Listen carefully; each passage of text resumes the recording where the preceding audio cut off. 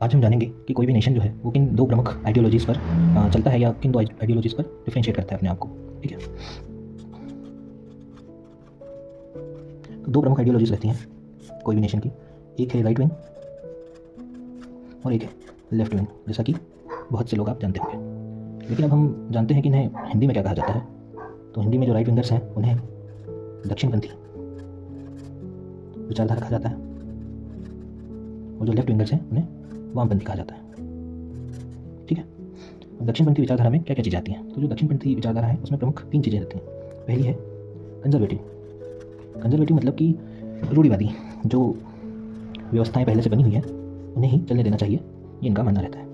जो दूसरा होता है वो होता है नेशनलिस्ट्स या कि राष्ट्रवादी, यानी कि जो एक नेशन में हायरकी बनी हुई है ऊपर से नीचे तक जो सिस्टम चल रहा है उसे वैसा का वैसा बना रहने देना चाहिए। ये नेशनलिज्म राइट विंगर्स का एक एजेंडा रहता है। ठीक है, और जो तीसरा रहता है वो रहता है कैपिटलिस्ट एजेंडा या पूंजीवादी। ठीक है, यानी कि कोई भी इंसान जो है वो इंडिविजुअल राइट है उसका, ना कि समाज के प्रति कोई उसे दिक्कत नहीं है, है ना। तो वो अपना कमा सकता है, कितना भी वेल्थ है वो स्टोर कर सकता है अपने पास, ये इसका एजेंडा रहता है। वहीं जब हम वामपंथियों की बात करते हैं तो उनका पहला एजेंडा रहता है लिबरलिज्म यानी उदारवाद।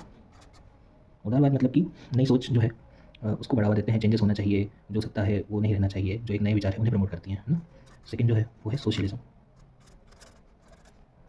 या कि समाजवाद, और तीसरा है मार्क्सिज्म। तो इन दोनों में विचारधाराओं में लगभग जो चीज़ें हैं वो ये है कि अगर कोई वेल्दी इंसान है और कोई ऐसा इंसान है जो कि कम कमा रहा है, जिसके पास कम पैसे हैं, तो इन दोनों का जो डिफरेंस है, इन दोनों का जो स्टैंडर्ड ऑफ लिविंग है वो एक सा हो, ये इसका एक एजेंडा रहता है। जो क्लास स्ट्रगल है कि कोई हायर क्लास का है, कोई मिडिल क्लास का है, कोई लोअर क्लास का है, तो धीरे धीरे जो ये डिफरेंस है इसे कम करना चाहते हैं, तो आप वामपंथी हैं। अब इन्हें राइट और लेफ्ट ही क्यों कहते हैं ये जानते हैं। 1789 के फ्रेंच रेवोल्यूशन में जब नेशनल असेंबली में लोग बैठे थे, तो जो लोग मोनार्की को अपोज कर रहे थे और नए आइडियाज़ को फेवर कर रहे थे वो लेफ्ट साइड में बैठे थे, और जो किंग का साथ दे रहे थे, मोनार्की के फेवर में थे, वो राइट साइड में बैठे थे।